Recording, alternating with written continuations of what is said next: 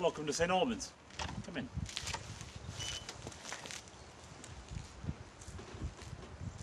Again, welcome to St. Albans and to our annual reading of Charles Dickens' A Christmas Carol. Obviously, it's going to be a bit different this year. We can't gather together, we can't sing together, we can't laugh and even cry together.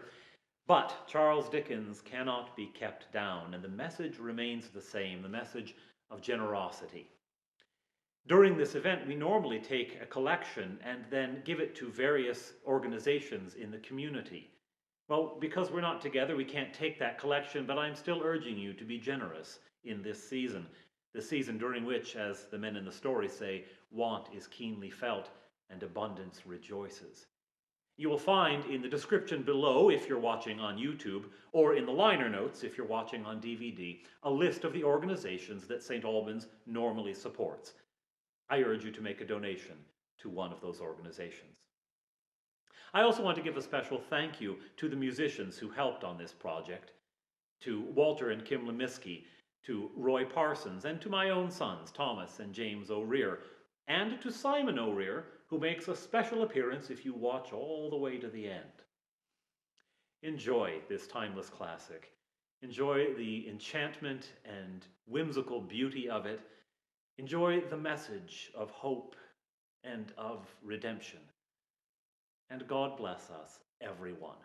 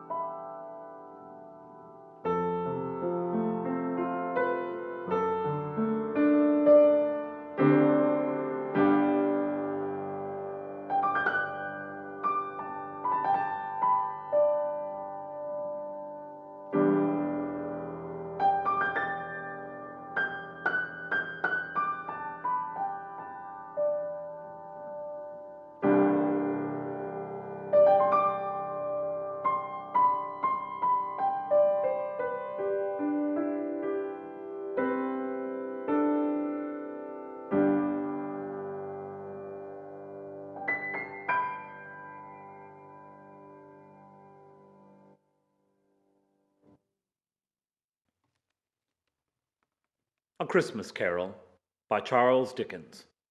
Stave One.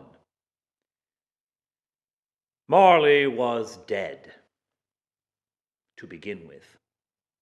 There was no doubt whatever about that. The register of his burial was signed by the clergyman, the clerk, the undertaker, and the chief mourner. Scrooge signed it, and Scrooge's name was good for anything he chose to put his hand to. Old Marley was as dead as a door-nail. Scrooge knew he was dead. Of course he did. How could it be otherwise?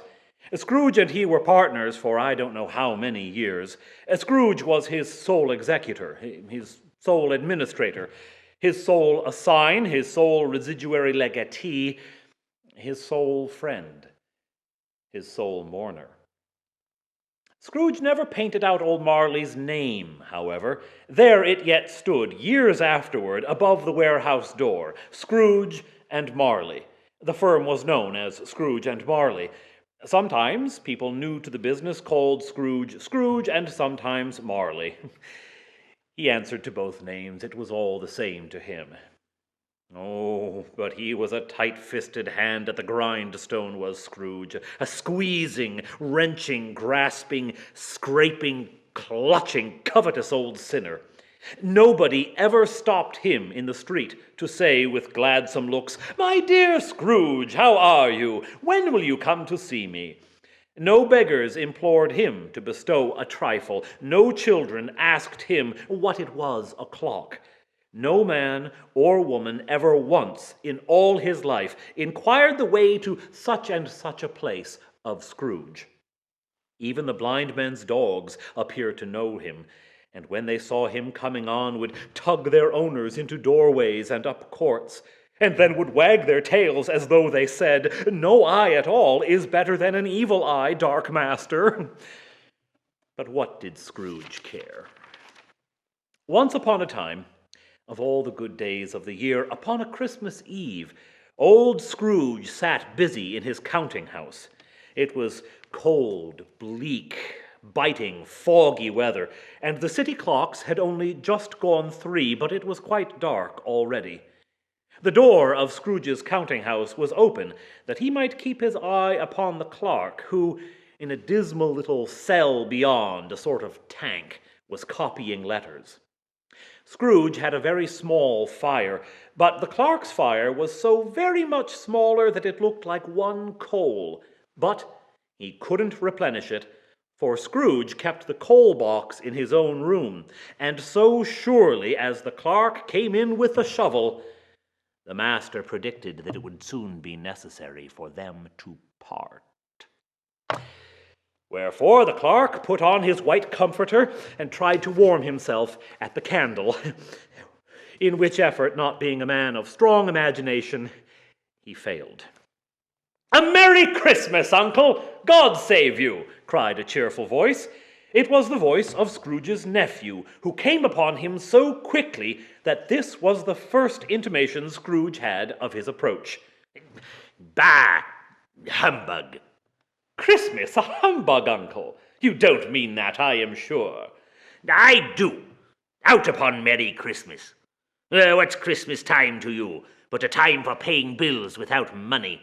A time for finding yourself a year older and not an hour richer?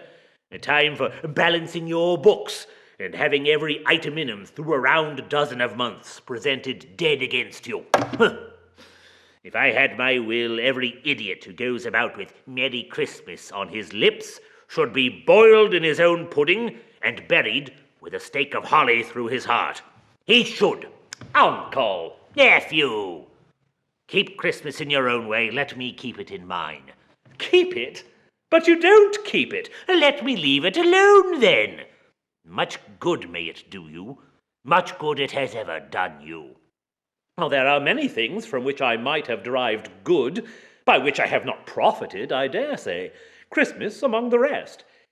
But I am sure that I have always thought of Christmas time, when it has come around, apart from the veneration due its sacred origin, if anything belonging to it can be apart from that, as a good time, a kind, forgiving, charitable, pleasant time, The only time I know of in the long calendar of the year when men and women seem by one consent to open their shut-up hearts freely, and to think of people below them as if they really were fellow travelers to the grave, and not another race of creatures bound on other journeys.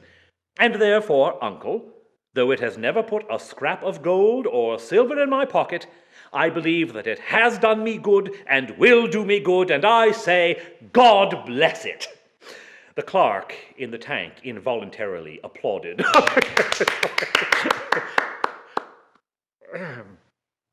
Let me hear another sound out of you, and you shall keep your Christmas by losing your situation.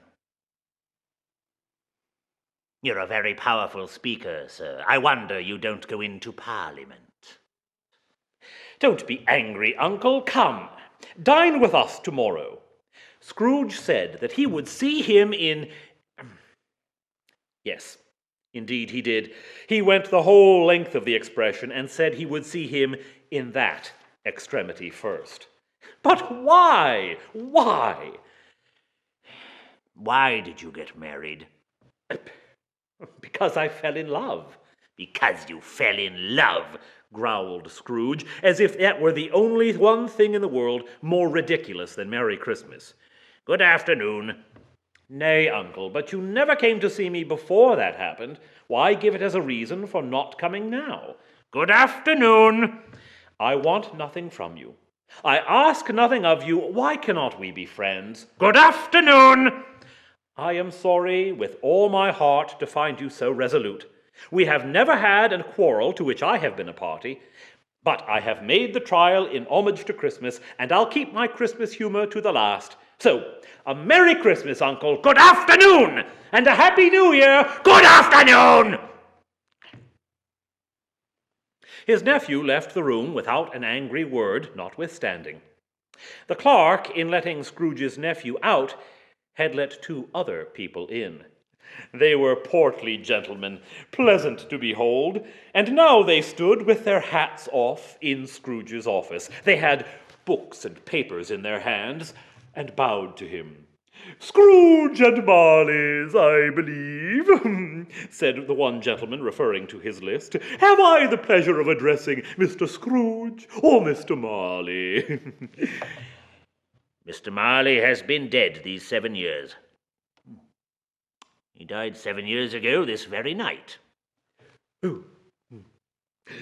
"At this festive season of the year, Mr. Scrooge," said the gentleman, taking up a pen, "it is more than usually desirable that we should make some slight provision for the poor and destitute who suffer greatly at this present time. Many thousands are in want of common necessities. Hundreds of thousands are in want of common comforts, sir." Are there no prisons? "Oh, plenty of prisons," said the gentleman, laying down his pen again. And the union workhouses?" demanded Scrooge. "Are they still in operation?" "They still are," said the gentleman. "I wish I could say that they were not." The treadmill and the poor law are in full vigor, then?" "Both very busy, sir." "Oh, I was afraid, from what you had said at first, that something had occurred to stop them in their useful course," said Scrooge. "I am very glad to hear it." "Under the impression that they scarcely furnish Christian cheer of mind or body to the unoffending multitude, a few of us are endeavoring to raise a fund to buy the poor some meat and drink and means of warmth. We choose this time because it is a time of all others when want is keenly felt and abundance rejoices. What shall I put you down for?" Nothing. "You want to be anonymous?" I want to be left alone. Since you ask me what I wish, gentlemen, that is my answer. I don't make merry myself at Christmas, and I can't afford to make idle people merry. I help to support the prisons and the workhouses. They cost enough, and those who are badly off must go there."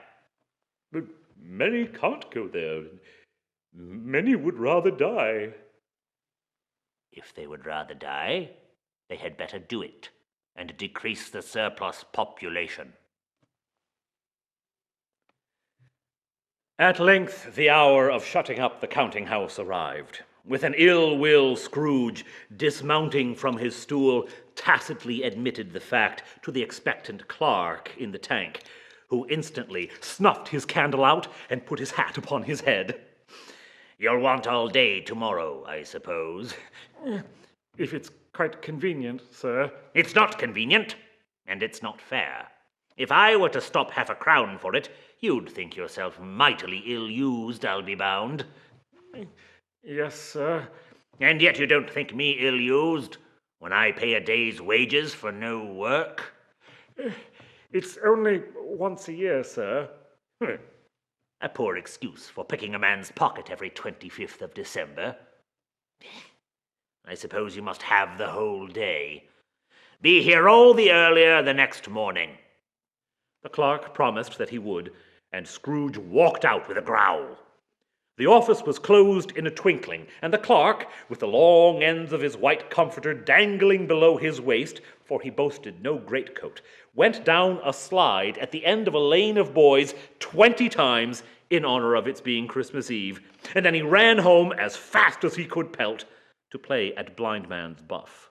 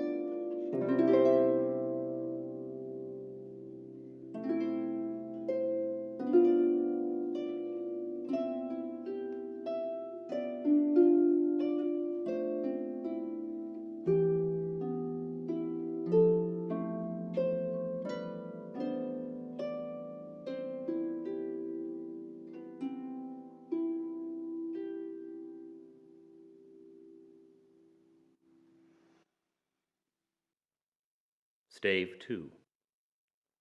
Scrooge took his melancholy dinner in his usual melancholy tavern, and having read all the newspapers and beguiled the rest of the evening with his banker's book, went home to bed. He lived in chambers which had once belonged to his deceased partner. They were a gloomy suite of rooms in a lowering pile of building up a yard. The building was old enough now and dreary enough, for nobody lived in it but Scrooge, the other rooms being let out as offices. Now, It is a fact that there was nothing at all particular about the knocker on the door of this house, except that it was very large. Also, that Scrooge had seen it night and morning, the whole residence in that place. Also, that Scrooge had as little of what is called fancy about him as any man in the city of London.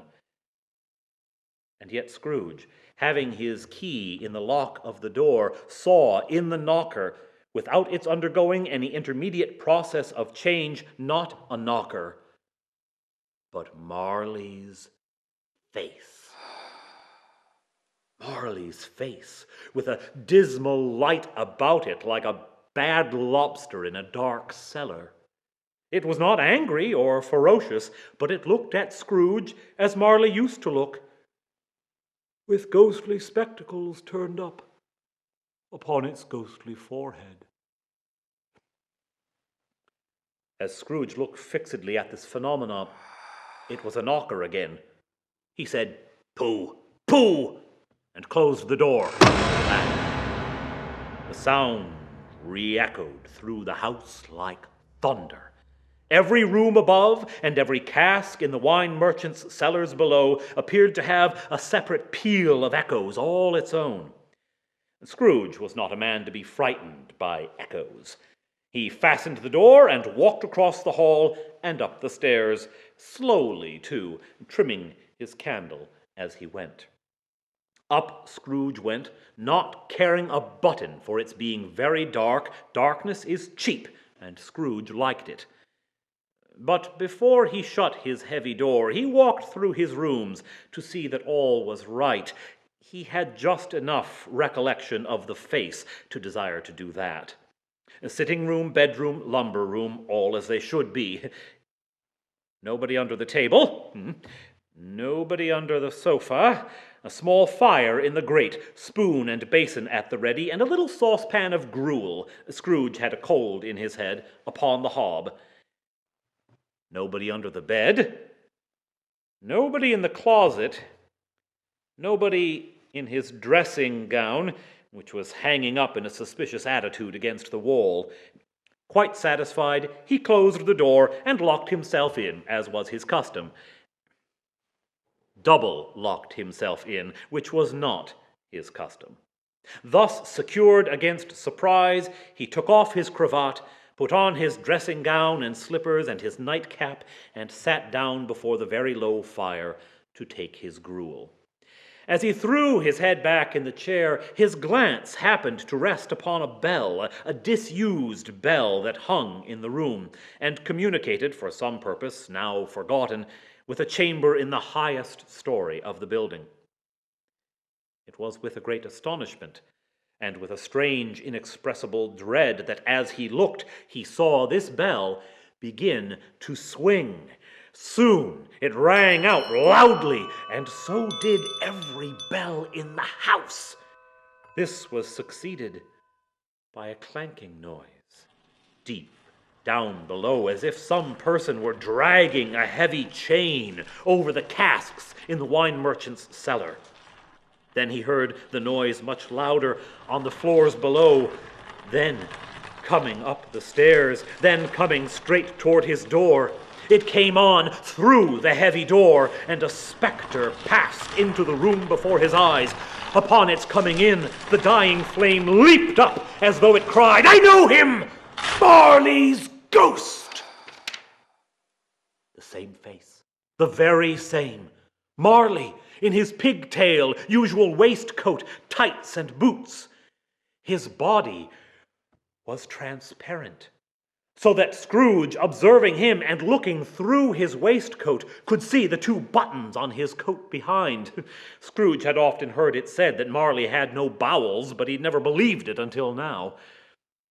Nor did he believe it now, though he looked the phantom through and saw it standing before him, though he felt the chilling influence of its death-cold eyes, and noticed the very texture of the folded kerchief bound around its head and chin, he was still incredulous.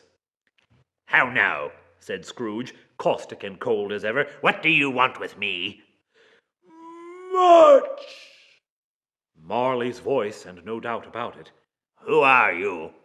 Ask me who I was. Who were you then?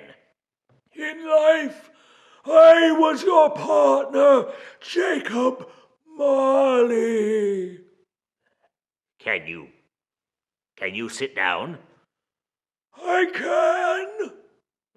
Do it then. Scrooge asked the question because he didn't know whether a ghost so transparent might find himself in a condition to take a chair. But the ghost sat down on the opposite side of the fireplace as if he were quite used to it. You don't believe in me? I don't. What evidence would you have of my reality beyond that of your senses? I don't know. Why do you doubt your senses? Because a little thing affects them. A slight disorder of the stomach makes them cheats. You may be an undigested bit of beef, a blot of mustard, a crumb of cheese, a fragment of an underdone potato. There's more of gravy than of grave about you, whatever you are. Scrooge was not much in the habit of cracking jokes, nor did he feel in his heart by any means waggish then. The truth is that he tried to be smart as a means of distracting his own attention and keeping down his horror. But how much greater was his horror when the phantom, taking off the bandage round its head as if it were too warm to wear indoors, its lower jaw dropped down upon its breast. Yeah! Mercy! Dreadful apparition, why do you trouble me? Why do spirits walk the earth, and why do they come to me? It is required of every man that the spirit within him should walk abroad among his fellow men, and travel far and wide. And if that spirit goes not forth in life, it is condemned to do so after death. I cannot tell you all I would. A very little more is permitted to me. I cannot rest. I cannot stay. I cannot linger anywhere. My spirit never walked beyond our counting house. Mark me! In life, my spirit never roved beyond the narrow limits of our money-changing hole, and weary journeys lie before me. 7 years dead, and traveling all the time. You travel fast? On the wings of the wind. You might have got over a great quantity of ground in 7 years. Oh, blind man! Blind man! Not to know that ages of incessant labor by immortal creatures for this earth must pass into eternity before the good of which it is susceptible is all developed. Not to know that any Christian spirit, working kindly in its little sphere, whatever it may be, will find its mortal life too short for its vast means of usefulness.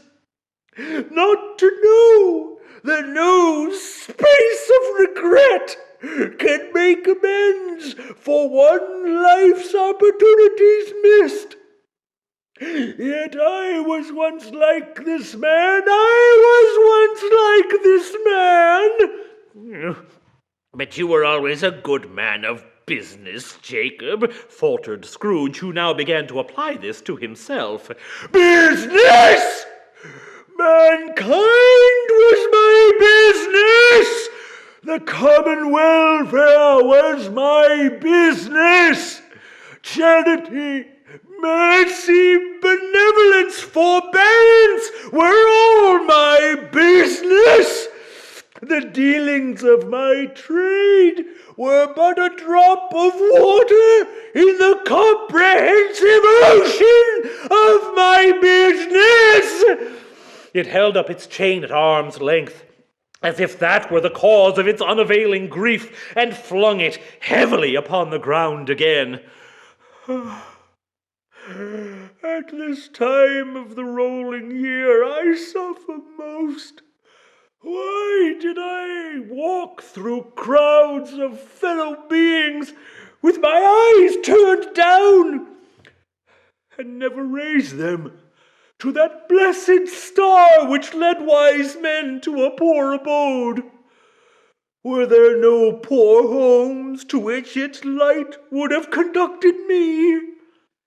Scrooge was very much dismayed to hear the spectre going on at this rate, and began to quake exceedingly. Hear me! My time is nearly gone. I will, but don't be hard upon me. Don't be flowery, Jacob, pray.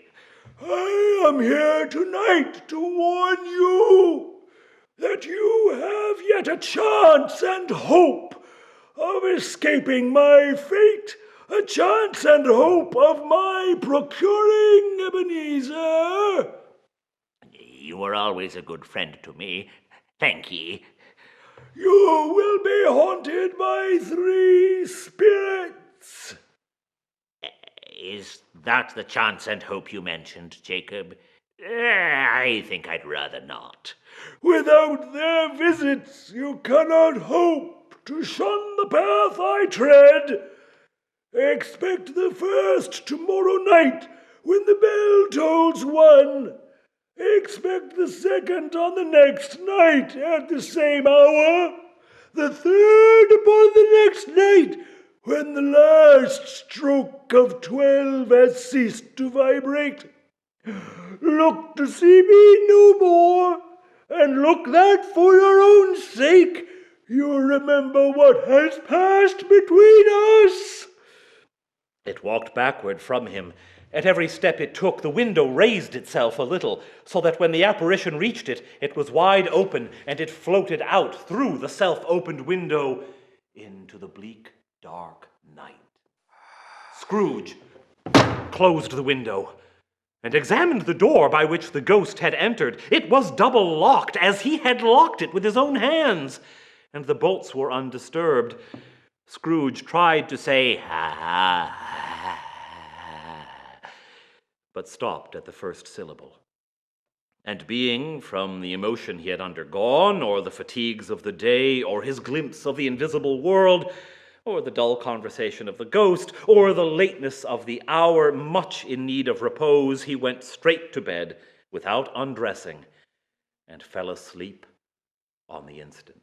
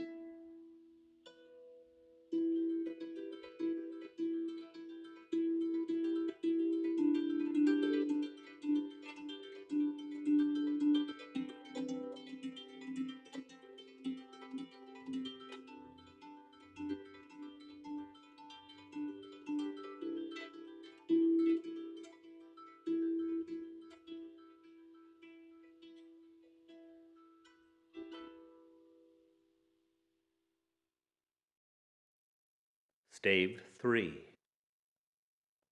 When Scrooge awoke, it was so dark that looking out of bed he could scarcely distinguish between the transparent window and the opaque walls of his chamber, until suddenly the church clock tolled a deep, dull, hollow, melancholy 1. Light flashed up in the room upon the instant, and the curtains of his bed were drawn by a strange figure, like a child, yet not so like a child as like an old man, viewed through some supernatural medium, which gave him the appearance of having receded from view and being diminished to a child's proportions. Its hair, which hung about its neck and down its back, was white, as if with age, and yet the face had not a wrinkle in it, and the tenderest bloom was on the skin. It held a branch of fresh green holly in its hand, and in singular contradiction of that wintry emblem, had its dress trimmed with summer flowers. But the strangest thing about it was that from the crown of its head there sprung a bright, clear jet of light, by which all of this was visible, and which was doubtless the occasion of its using in its duller moments a great extinguisher for a cap, which it now held under its arm. Are you the spirit, sir, whose coming was foretold to me? I am. Who and what are you? I am the ghost of Christmas past. Long past? No, your past. The things that you will see with me are shadows of the things that have been. They will have no consciousness of us. Rise and walk with me. It would have been vain for Scrooge to plead that the weather and the hour were not adapted to pedestrian purposes, that the bed was warm, the thermometer a long way below freezing, that he was clad but lightly in his slippers and dressing gown and nightcap, and that he had cold upon him at the time. The grasp, though as gentle as a woman's hand, was not to be resisted. He rose, but finding that the spirit made toward the window, clasped its robe in supplication. I am mortal and liable to fall. Bear but a touch of my hand. There, said the spirit, laying it upon his heart, and you shall be upheld in more than this. As the words were spoken, they passed through the wall and stood upon an open country road with fields on either hand. The city had entirely vanished. Not a vestige of it was to be seen. The darkness and the mist had vanished with it, for it was a clear, cold winter day, with snow upon the ground. Good heavens, said Scrooge, clasping his hands together as he looked about him. I was bred in this place. I was a boy here. The spirit gazed upon him mildly. Its gentle touch, though it had been light and instantaneous, appeared still present to the old man's sense of feeling. He was conscious of 1,000 odors floating in the air, each one connected with 1,000 thoughts and hopes and joys and cares long, long forgotten. Your lip is trembling, said the ghost. What is that upon your cheek? Scrooge muttered with an unusual catching in his voice that it was a pimple, and begged the ghost to lead him where he would. You recollect the way? Remember it, cried Scrooge with fervor. I could walk it blindfold. Strange to have forgotten it for so many years. Let's go on. They walked along the road, Scrooge recognizing every gate and post and tree, until a little market town appeared in the distance, with its bridge, its church, its winding river. The school is not quite deserted, said the ghost. A solitary child, neglected by his friends, remains there still. Scrooge said he knew it, and sobbed. I wish, Scrooge muttered, putting his hand into his pocket and looking about him. After drying his eye with his cuff, it's too late now. What is the matter? Nothing, said Scrooge. "Nothing. There was a boy singing a Christmas carol at my door last night. I should like to have given him something, that's all." They left the high road by a well-remembered lane and soon approached a mansion of dull red brick, with a little weathercock-surmounted cupola on the roof and a bell hanging in it. It was a large house, but one of broken fortunes, for the spacious offices were little used. Their walls were damp and mossy, their windows broken and their gates decayed. They went inside, the ghost and Scrooge, to a long, bare, melancholy room, made barer still by a line of desks. At one of these, a lonely boy was reading near a feeble fire, and Scrooge sat down upon a form and wept to see his poor forgotten self as he used to be. Scrooge looked at the ghost, and with a mournful shaking of his head glanced anxiously toward the door. It opened, and a little girl, much younger than the boy, came darting in, and put her arms about his neck, and often kissing him, addressed him as her dear, dear brother.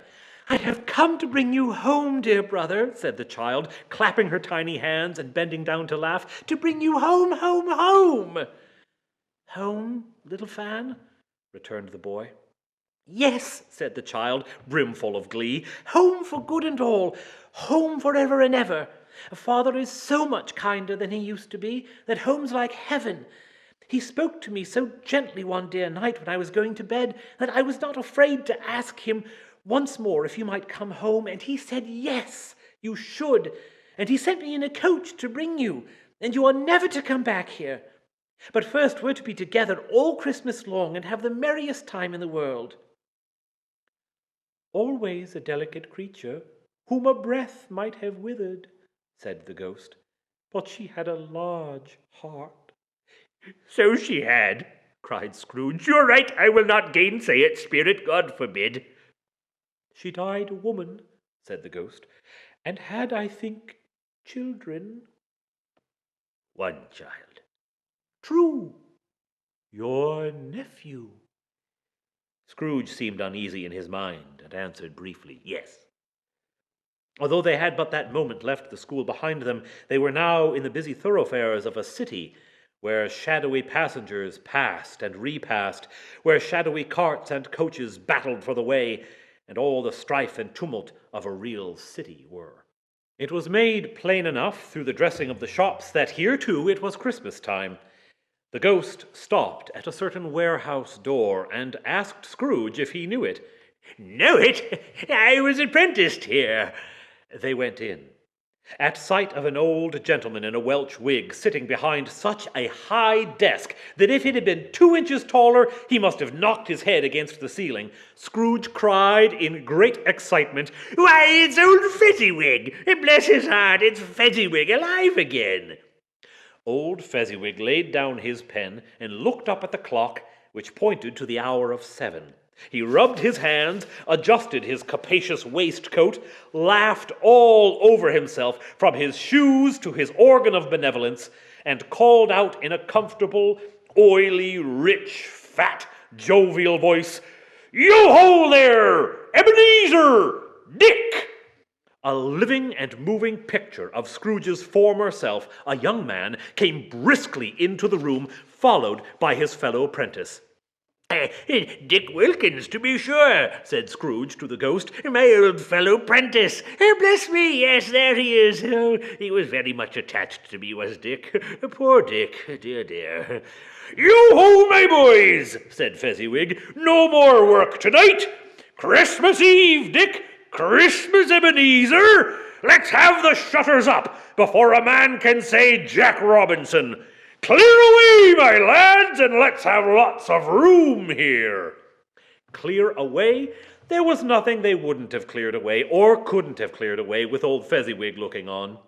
It was done in a minute. Every movable was packed off, as if it were dismissed from public life for evermore.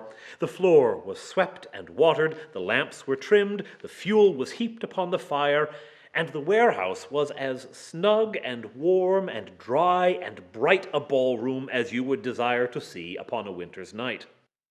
In came a fiddler with a music book, and went up to the lofty desk, and made an orchestra of it, and tuned like 50 stomach aches.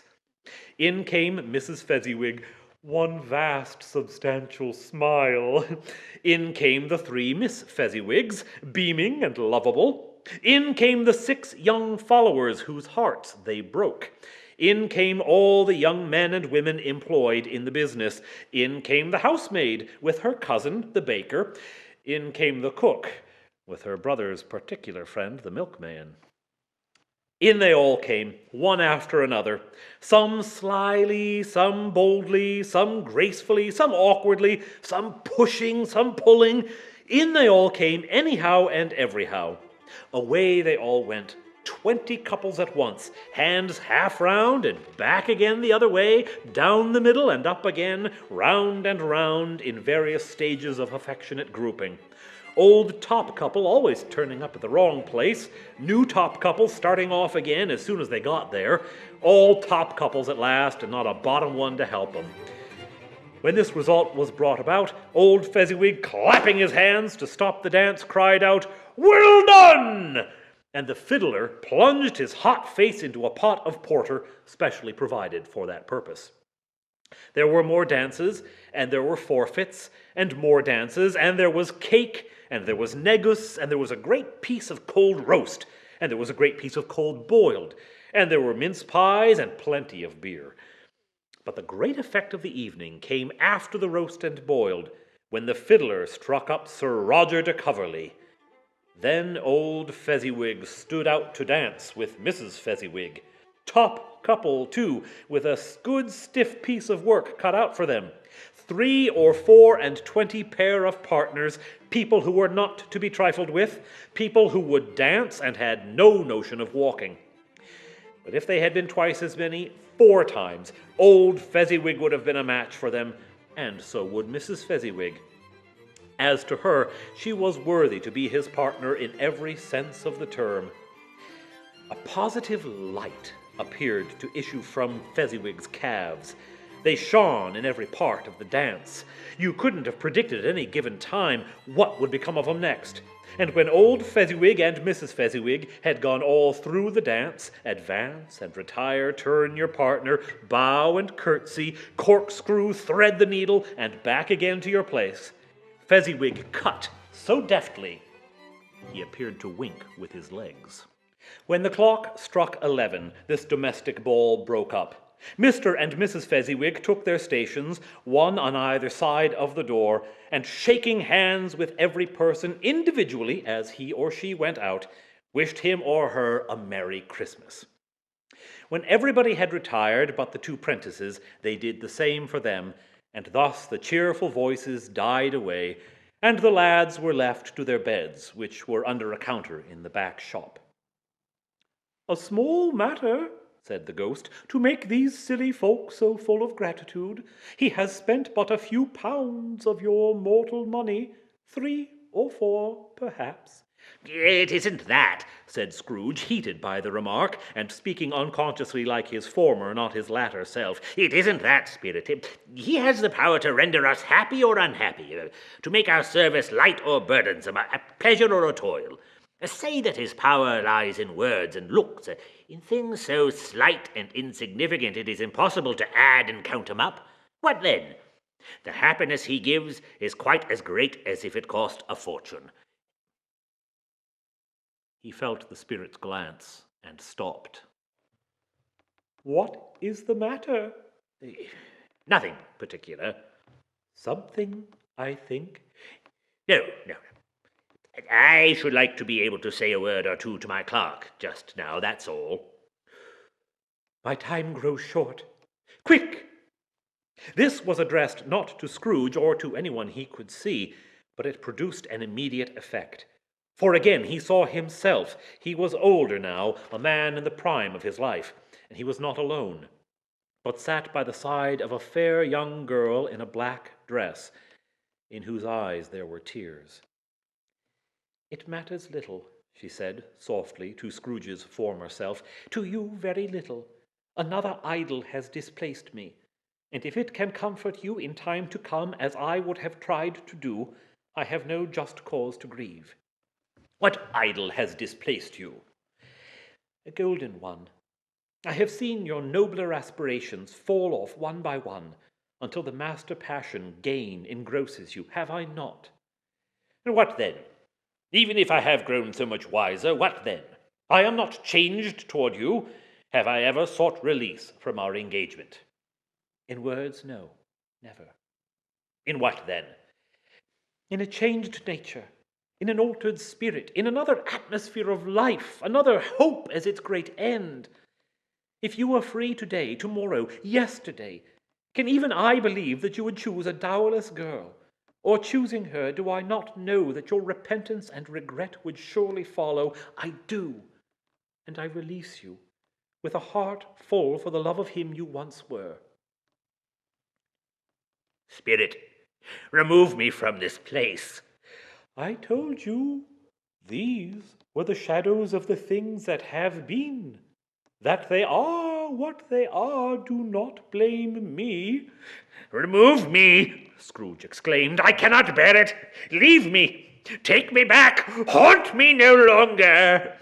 As he struggled with the spirit, he was conscious of being exhausted and overcome by an irresistible drowsiness, and further, of being in his own bedroom. He had barely time to reel to bed before he sank into a heavy sleep.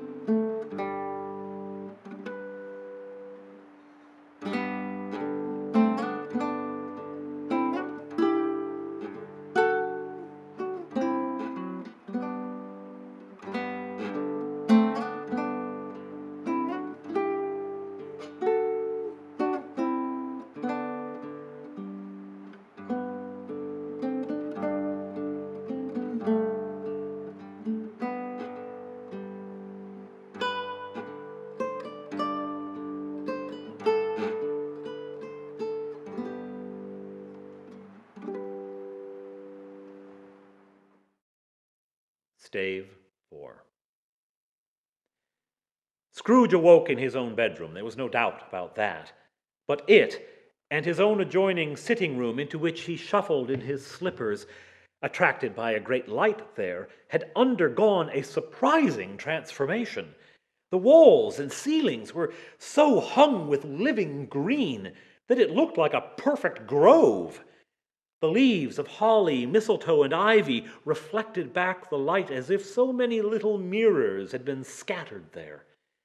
And such a mighty blaze went roaring up the chimney as that petrifaction of a hearth had never known in Scrooge's time, or Marley's, or for many and many a winter season gone. Heaped upon the floor to form a kind of throne were turkeys, geese, game, brawn, great joints of meat, sucking pigs, long wreaths of sausages, mince pies, plum puddings, barrels of oysters, red-hot chestnuts, cherry-cheeked apples, juicy oranges, luscious pears, immense 12th cakes, and great bowls of punch. In easy estate upon this couch there sat a giant, glorious to see, who bore a glowing torch in shape not unlike Plenty's horn, and who raised it high to shed its light on Scrooge as he came peeping round the door.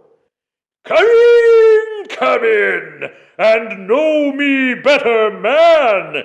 I am the ghost of Christmas present. Look upon me. You have never seen the like of me before. Never.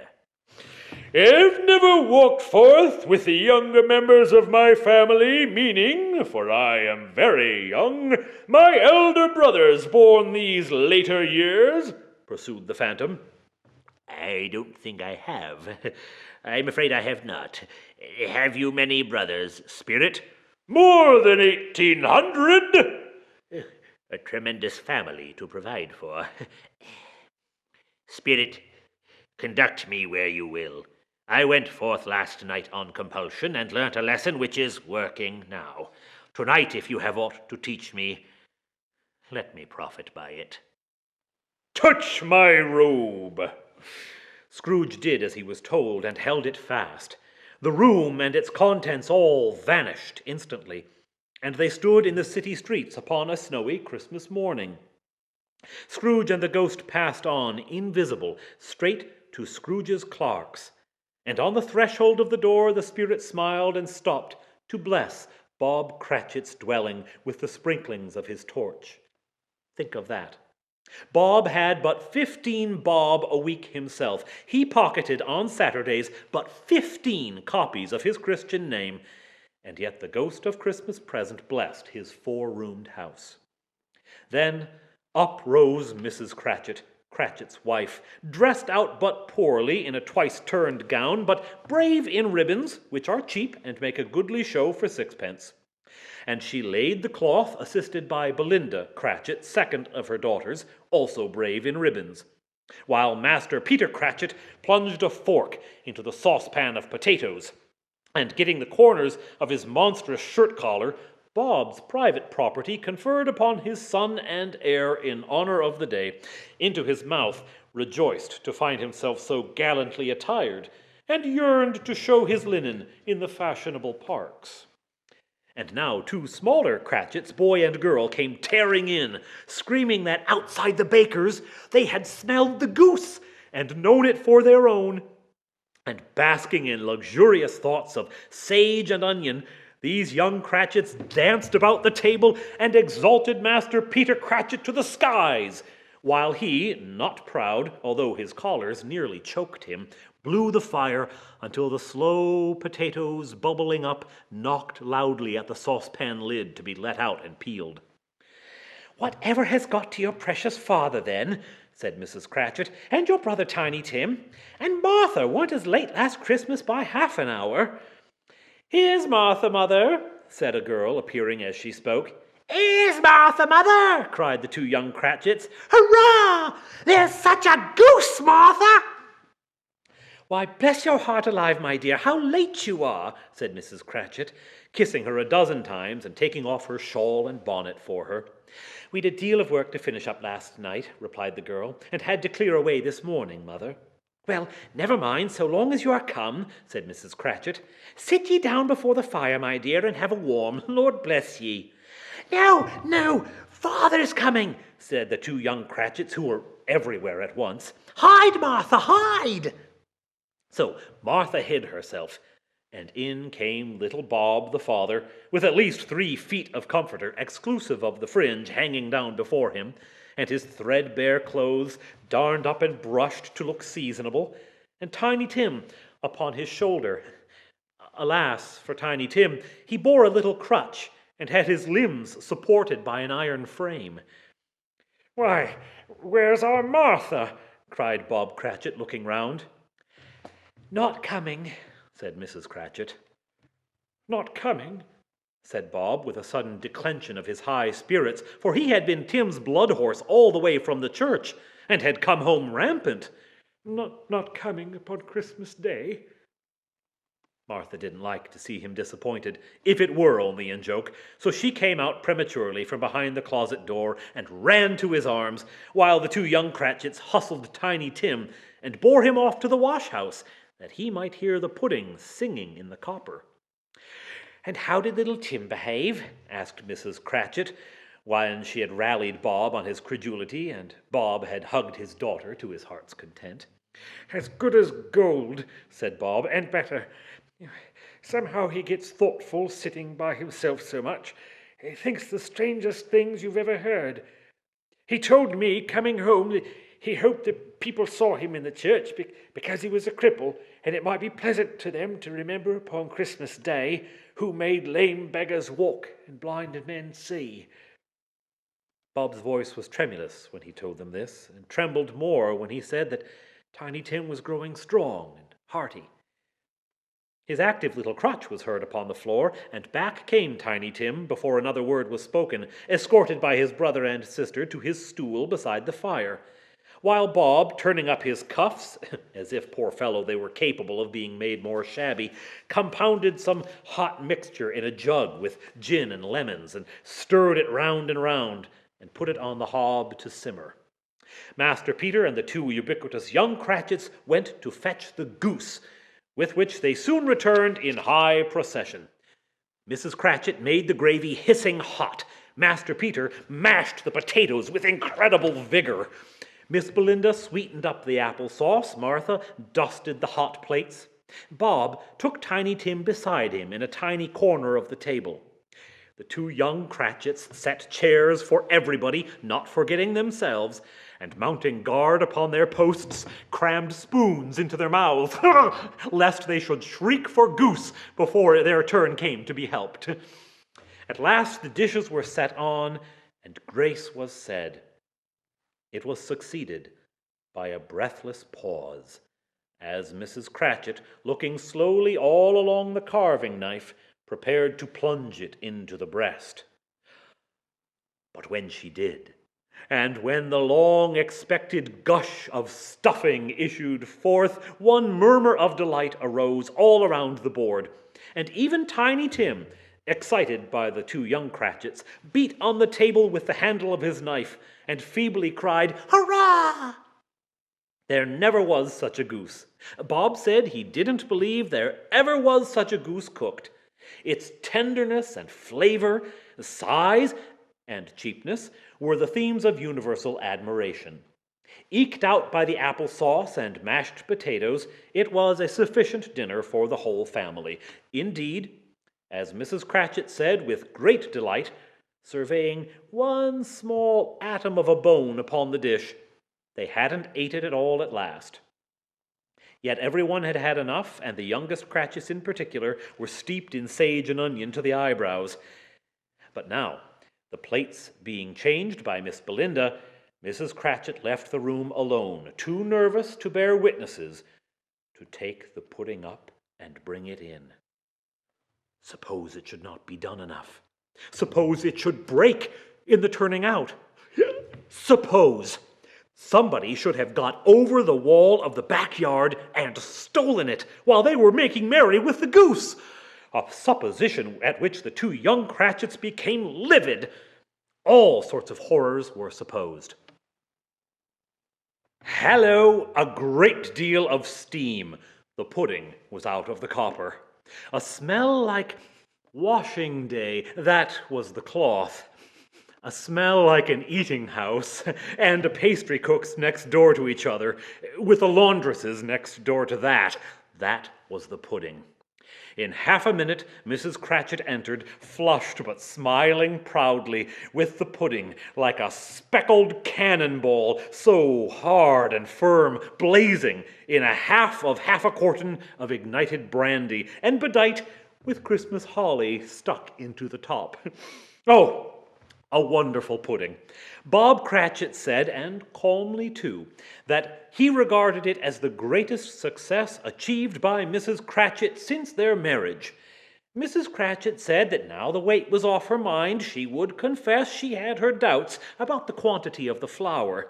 Everybody had something to say about it, but nobody said or thought that it was at all a small pudding for such a large family. Any Cratchit would have blushed to hint at such a thing. At last the dinner was all done, the cloth was cleared, the hearth swept, and the fire made up. The compound in the jug being tasted and considered perfect, apples and oranges were put upon the table, and a shovelful of chestnuts on the fire. Then all the Cratchit family drew around the hearth in what Bob Cratchit called a circle, and Bob Cratchit's elbow stood the family display of glass, 2 tumblers, and a custard cup without a handle.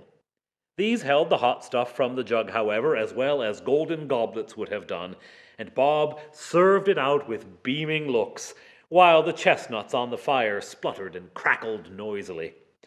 Then Bob proposed. "A Merry Christmas to us all, my dears. God bless us." To which all the family re-echoed. God bless us, every one, cried Tiny Tim, last of all. He sat very close to his father's side upon his little stool. Bob held his withered little hand, as if he loved the child and wished to keep him by his side, and dreaded that he might be taken from him. Scrooge raised his head speedily on hearing his own name. "Mr. Scrooge," said Bob. "I give you Mr. Scrooge, the founder of the feast." "A founder of the feast, indeed!" cried Mrs. Cratchit, reddening. "I wish I had him here. I'd give him a piece of my mind to feast upon, and I hope he'd have a good appetite for it." "My dear," said Bob, "the children, Christmas Day." "Oh, it should be Christmas Day, I am sure," said she, "on which one drinks the health of such an odious, stingy, hard, unfeeling man as Mr. Scrooge. You know he is, Robert. Nobody knows it better than you, poor fellow." "My dear," was Bob's mild answer, "Christmas Day." "I'll drink his health for your sake and the day's," said Mrs. Cratchit, "not for his. Long life to him, Merry Christmas, and a Happy New Year. He'll be very merry and very happy, I have no doubt." The children drank the toast after her. It was the first of all their proceedings which had no heartiness in it. Tiny Tim drank it last of all, but he didn't care tuppence for it. Scrooge was the ogre of the family. The mention of his name cast a dark shadow on the party, which was not dispelled for a full 5 minutes. After it passed away, they were 10 times merrier than before, from the mere relief of Scrooge the Baleful being done with. All this time the chestnuts and the jug went round, and by they had a song about a lost child traveling in the snow from Tiny Tim, who had a plaintive little voice and sang it very well indeed. There was nothing of high mark in this. They were not a handsome family, they were not well dressed, their shoes were far from being waterproof, their clothes were scanty, and Peter might have known, and very likely did, the inside of a pawnbroker's. But they were happy, grateful, pleased with one another, and contented with the time, and when they faded, and looked happier yet in the bright sprinklings of the Spirit's torch at parting, Scrooge had his eye upon them, and especially on Tiny Tim, until the last. It was a great surprise to Scrooge, as this scene vanished, to hear a hearty laugh. It was a much greater surprise to Scrooge to recognize it as his own nephew's, and to find himself in a bright, dry, gleaming room, with the Spirit standing smiling by his side, and looking at that same nephew. It is a fair, even-handed, noble adjustment of things that while there is infection in disease and sorrow, there is nothing in the world so irresistibly contagious as laughter and good humor. When Scrooge's nephew laughed, Scrooge's niece, by marriage, laughed as heartily as he, and their assembled friends, being not a bit behindhand, laughed out lustily. "He said that Christmas was a humbug, as I live!" cried Scrooge's nephew. "He believed it, too." "More shame for him, Fred," said Scrooge's niece indignantly. Bless those women, they never do anything by halves. They're always in earnest. She was very pretty, exceptionally pretty, with a dimpled, surprised-looking, capital face, a ripe little mouth that seemed made to be kissed, as no doubt it was, all kinds of good little dots about her chin that melted into one another when she laughed, and the sunniest pair of eyes you ever saw in any little creature's head. Altogether, she was what you would have called provoking, but satisfactory too, oh, perfectly satisfactory. "He's a comical old fellow," said Scrooge's nephew. "That's the truth, and not so pleasant as he might be. However, his offences carry their own punishment, and I have nothing to say against him. Who suffers by his ill whims? Himself, always. Here he takes it into his head to dislike us, and won't come to dine with us. What's the consequence? He don't lose much of a dinner." "Indeed, I think he loses a very good dinner," interrupted Scrooge's niece. Everybody else said the same, and they must be allowed to have been competent judges, for they had just had dinner, and with the dessert upon the table were clustered round the fire by lamplight. "Well, I'm very glad to hear it," said Scrooge's nephew, "because I haven't any great faith in these young housekeepers. What do you say, Topper?" Topper clearly had his eye on one of Scrooge's niece's sisters, for he answered that a bachelor was a wretched outcast who had no right to express an opinion on that subject. Whereat Scrooge's niece's sister, the plump one with the lace tucker, blushed. After tea, they had some music, for they were a musical family and knew what they were about when they sung a glee or a catch. I can assure you, especially Topper, who could growl away in the bass like a good one, and never swell the large veins in his forehead or get red in the face over it. But they didn't devote the whole evening to music. After a while they played at forfeits, for it is good to be children sometimes, and never better than at Christmas when its mighty founder was a child himself. There was first a game of blind man's buff, though, and I no more believe that Topper was really blinded than I believe he had eyes in his boots.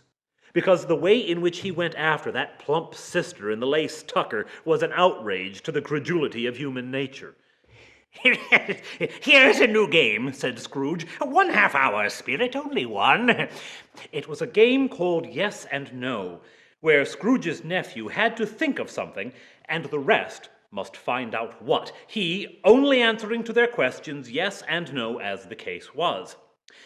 The fire of questioning to which he was exposed elicited from him that he was thinking of an animal, a live animal, rather a disagreeable animal, a savage animal, an animal that growled and grunted sometimes, and talked sometimes, and lived in London, and walked about the streets, and wasn't made a show of, and wasn't led by anybody, and didn't live in a menagerie, and was never killed in a market, and was not a horse, or an ass, or a cow, or a bull, or a tiger, or a dog, or a pig, or a cat, or a bear. At every new question put to him, this nephew burst into such a fresh roar of laughter, and was so inexpressibly tickled, that he was obliged to get up off the sofa and stamp. At last the plump sister cried out, "I have found it out! I know what it is, Fred! I know what it is!" "What is it?" cried Fred. "It's your Uncle Scrooge!" Which it certainly was. Admiration was the universal sentiment, although some objected that the reply to "Is it a bear?" ought to have been yes. Uncle Scrooge had imperceptibly become so gay and light of heart that he would have drank to the unconscious company in an unaudible speech. But the whole scene passed off in the breath of the last words spoken by his nephew, and he and the spirit were again upon their travels. Much they saw, and far they went, and many homes they visited, but always with a happy end. The spirit stood beside sick beds, and they were cheerful, on foreign lands, and they were close to home, by struggling men, and they were patient in their greater hope, by poverty, and it was rich, in almshouse, hospital, and jail, in misery's every refuge, where vain man in his little brief authority had not made fast the door and barred the spirit out, he left his blessing, and taught Scrooge his precepts. It was a long night, if it were only a night, But Scrooge had his doubts of this because the Christmas holidays appeared to be condensed into the space of time they passed together. It was strange, too, that while Scrooge remained unaltered in his outward form, the ghost grew older, clearly older. Scrooge had observed this change, but never spoke of it until they left a children's 12th night party, when, looking at the spirit as they stood together in an open place, he noticed that its hair was gray. Are spirits' lives so short? Asked Scrooge. My life upon this globe is very brief, replied the ghost. It ends tonight. Tonight? Cried Scrooge. Tonight at midnight. Hark! The time is drawing near. The chimes were ringing the 11:03 at that moment. Forgive me if I am not justified in what I ask, said Scrooge, looking intently at the spirit's robe, but I see something strange and not belonging to yourself protruding from your skirts. Is it a foot or a claw? It might be a claw, for the flesh there is upon it, was the spirit's sorrowful reply. Look here. From the foldings of its robe it brought forth 2 children, wretched, abject, frightful, hideous, miserable. They knelt down at its feet and clung upon the outskirts of its garment. Oh, man, look here. Look down here, exclaimed the ghost. They were a boy and a girl, yellow, meager, ragged, scowling, wolfish, but prostrate too in their humility.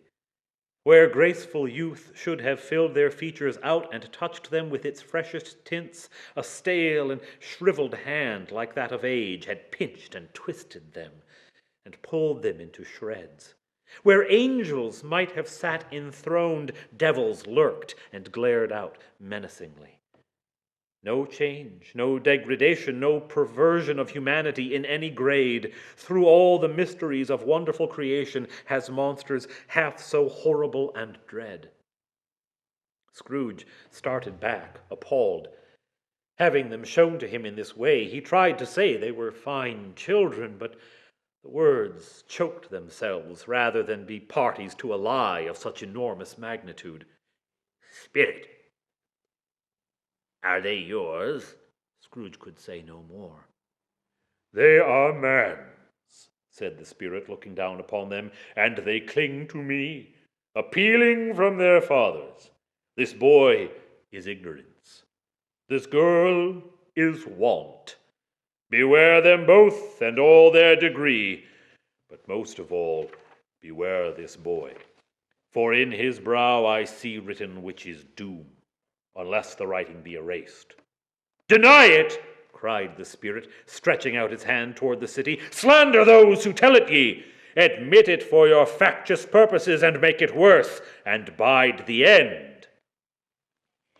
Have they no refuge or resource? Cried Scrooge. Are there no prisons? Said the spirit, turning on him for the last time with his own words. Are there no workhouses? The bell struck 12.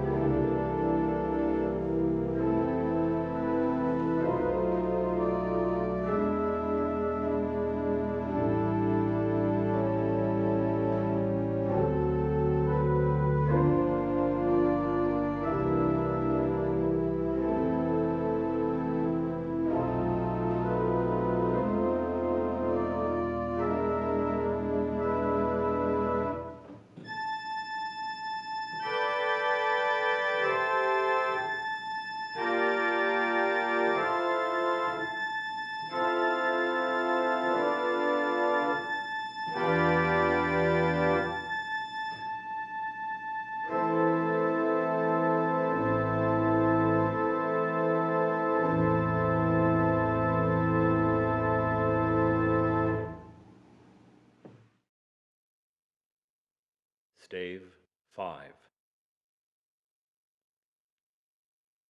Remembering the prediction of old Jacob Marley and lifting up his eyes, Scrooge beheld a solemn phantom, draped and hooded, coming like a mist along the ground toward him. The phantom slowly, gravely, silently approached.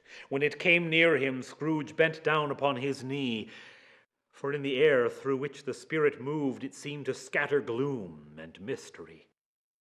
It was shrouded in a deep black garment which concealed its head, its face, its form, and left nothing of it visible save one outstretched hand.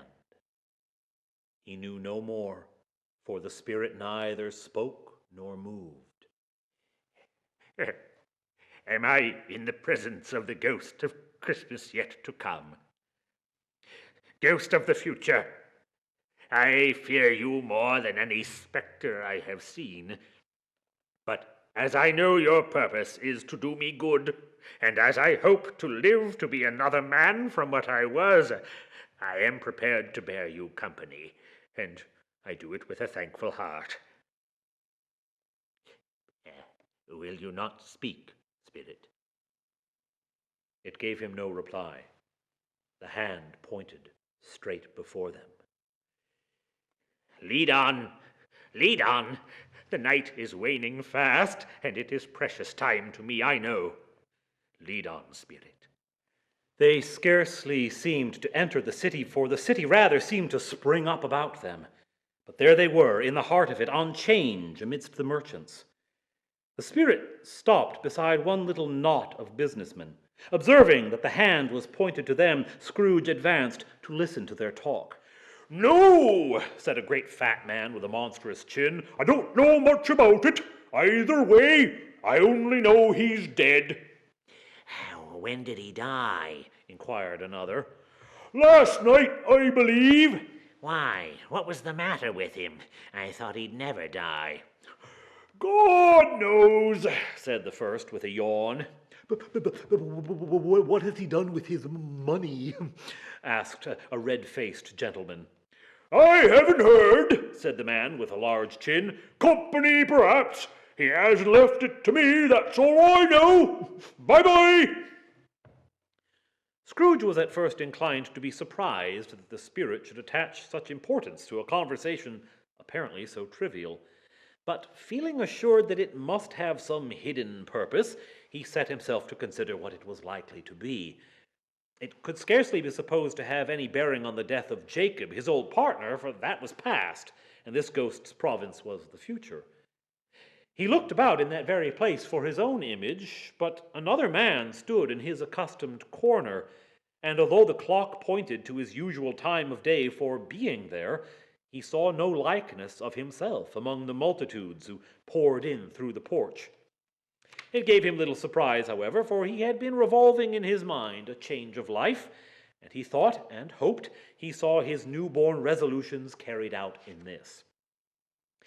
They left this busy scene and went to an obscure part of the town, to a low shop where iron, old rags, bottles, bones, and greasy offal were bought by a gray-haired rascal of great age who sat smoking his pipe. Scrooge and the phantom came into the presence of this man just as a woman with a heavy bundle slunk into the shop.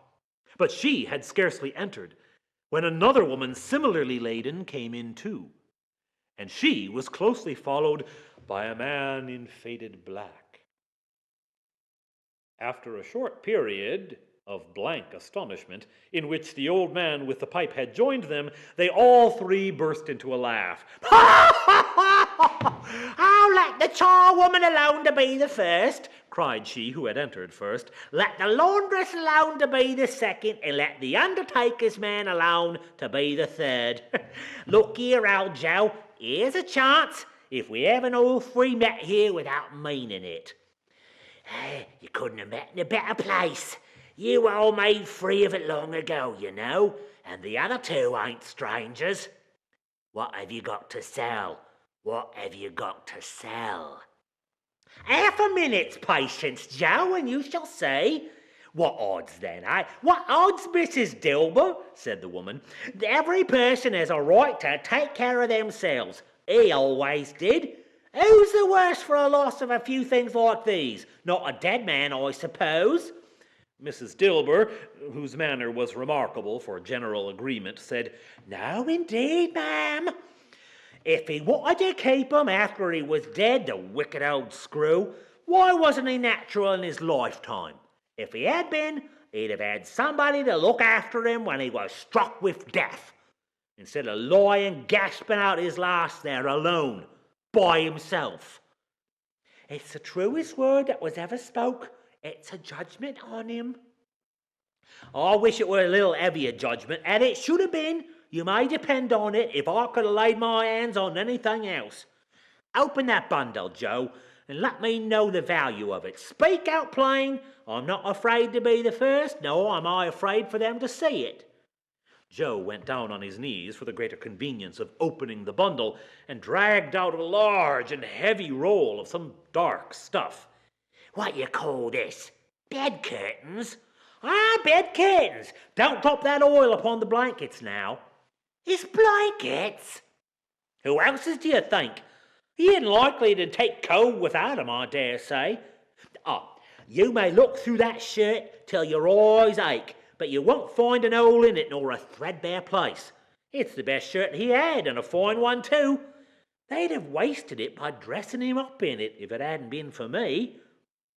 Scrooge listened to this dialogue in horror.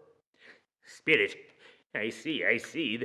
The case of this unhappy man might be my own. My life tends that way now. Merciful heavens, what is this? The scene had changed, and now he almost touched a bare, uncurtained bed. A pale light rising in the outer air fell straight upon this bed, and on it, unwatched, unwept, uncared for, was the body of this plundered man unknown. Spirit, let me see some tenderness connected with a death, or this dark chamber spirit will be forever present to me. The ghost conducted him to poor Bob Cratchit's house, the dwelling he had visited before, and he found the mother and the children seated around the fire. Quiet, very quiet. The noisy little Cratchits were as still as statues in one corner, and sat looking up at Peter, who had a book before him. The mother and her daughters were engaged in needlework, but surely they were very quiet. And he took a child, and set him in the midst of them. Where had Scrooge heard those words? He had not dreamed them. The boy must have read them out as he and the spirit crossed the threshold. Why did he not go on? The mother laid her work upon the table and put her hand up to her face. "The colour hurts my eyes," she said. The colour. Ah, poor Tiny Tim. "They're better now again. It makes them weak by candlelight, and I wouldn't show weak eyes to your father when he comes home for the world. It must be near his time." "Past it, rather," Peter answered, shutting up his book. "But I think he has walked a little slower than he used these last few evenings, Mother. I have known him to walk with Tiny Tim upon his shoulder very fast indeed." "And so have I," cried Peter, "often." "And so have I," exclaimed another. So had all. But he was very light to carry, and his father loved him so that it was no trouble. And here's your father at the door." She hurried out to meet him, and little Bob, in his comforter, he had need of it, poor fellow, came in. His tea was ready for him on the hob, and they all tried who should help him to it most. Then the two young Cratchits got up on his knees and laid each a child a little cheek against his face, as if they said, "Don't mind it, father, don't be grieved." Bob was very cheerful with them, and spoke pleasantly to all his family. He looked at the work upon the table, and praised the industry and speed of Mrs. Cratchit and the girls. They would be done long before Sunday, he said. "Sunday. You went today then, Robert?" "Yes, my dear," returned Bob. I wish you could have gone. It would have done you good to see how green a place it is. But you'll see it often. I promised him that I would walk there on a Sunday.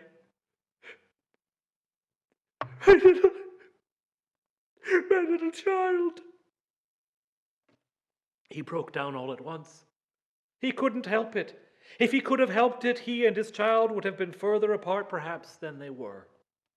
Spectre, said Scrooge, something informs me that our parting moment is at hand. I know it, but I know not how. Tell me what man that was with the covered face whom we saw lying dead. The ghost of Christmas yet to come conveyed him to a dismal, wretched, ruinous churchyard. The spirit stood among the graves and pointed down to one. Before I draw nearer to that stone to which you point, answer me this one question. Are these the shadows of the things that will be, or are they the shadows of things that may be only? Still, the ghost pointed downward to the grave where it stood. Men's courses will foreshadow certain ends to which, if persevered in, they must lead. But if the courses be departed from, the ends will change. Say it is thus with what you show me. The spirit was immovable, as ever. Scrooge crept toward it, trembling as he went, and following the finger read upon the stone of the neglected grave his own name, Ebenezer Scrooge. Am I the man who lay upon the bed? No, spirit! Oh, no, no! Spirit, hear me. I am not the man I was. I will not be the man I must have been but for this intercourse. Why show me this, if I am beyond all hope? Assure me that I may yet change these shadows you have shown me by an altered life. For the first time, the kind hand faltered. I will honor Christmas in my heart and try to keep it all the year. I will live in the past, the present, and the future. The spirits of all three shall strive within me. I will not shut out the lessons that they teach. Oh, tell me that I may sponge away the writing on this stone. Holding up his hands in one last prayer to have his fate reversed, he saw an alteration in the phantom's hood and dress. It shrunk, collapsed, and dwindled down into a bedpost. Yes! And the bedpost was his own. The bed was his own. The room was his own. Best and happiest of all, the time before him was his own. To make amends in, he was checked in his transports by the churches ringing out the lustiest peals he had ever heard. Running to the window, he opened it and put out his head. No fog. No mist. No night. Clear, bright, stirring, golden day.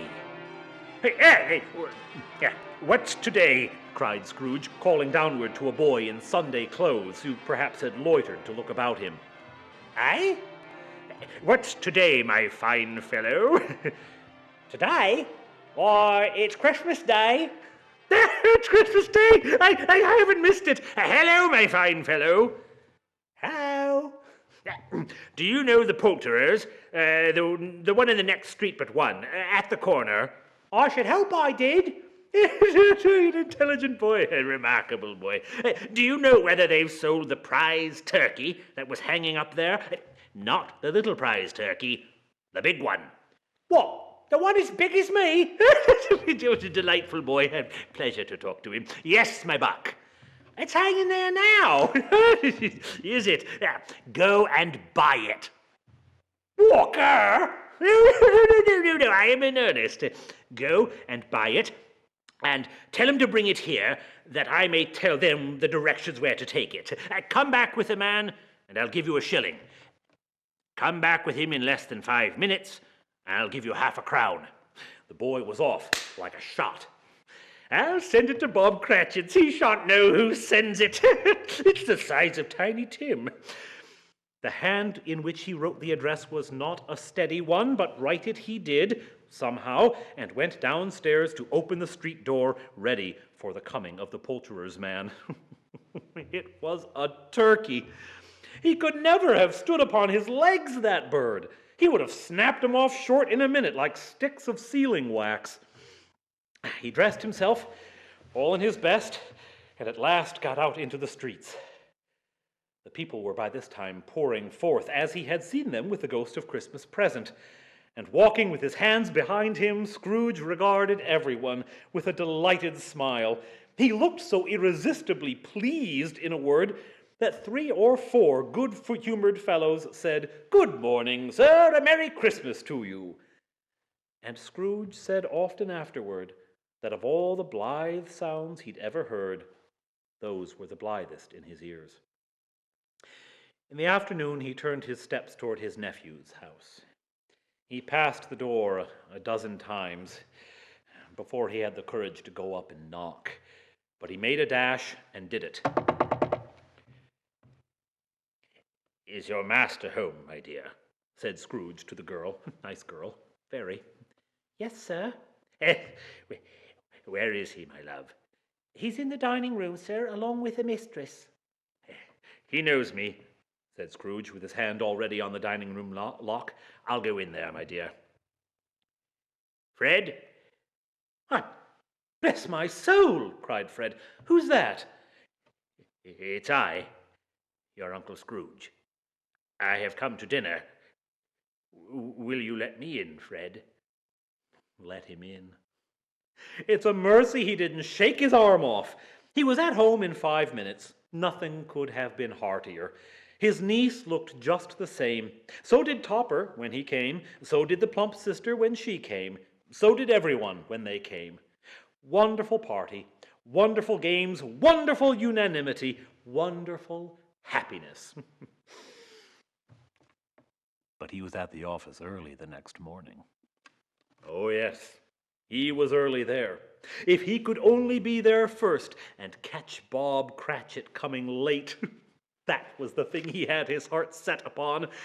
And he did it. The clock struck 9. No Bob. A quarter past.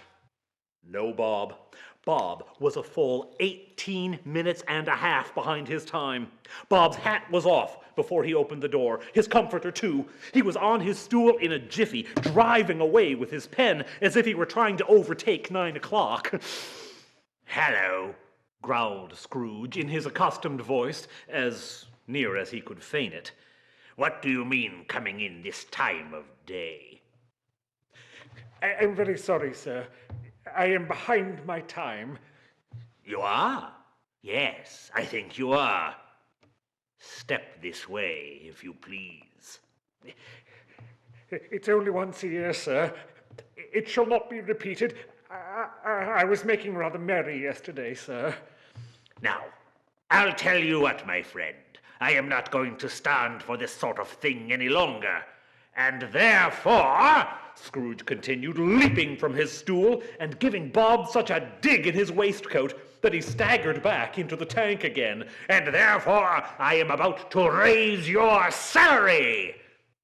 Bob trembled and got a little nearer to the ruler. "A Merry Christmas, Bob," said Scrooge, with an earnestness that could not be mistaken, as he clapped him on the back. "A merrier Christmas, Bob, my good fellow, than I have given you for many a year. I'll raise your salary and endeavor to assist your struggling family. And we will discuss your affairs this very afternoon over a Christmas bowl of smoking bishop, Bob. Make up the fires and buy a second coal scuttle before you dot another I, Bob Cratchit." Scrooge was better than his word. He did it all, and infinitely more. And to Tiny Tim, who did not die, he was a second father. He became as good a friend, as good a master, as good a man as the good old city knew, or any other good old city, town, or borough in all the good old world. Some people laughed to see the alteration in him, but his own heart laughed, and that was quite enough for him. He had no further intercourse with spirits, but lived in that respect upon the total abstinence principle ever afterward, And it was always said of him that he knew how to keep Christmas well if any man alive possessed the knowledge. May that be truly said of us, one and all. And so, as Tiny Tim said, God bless us, everyone. The end.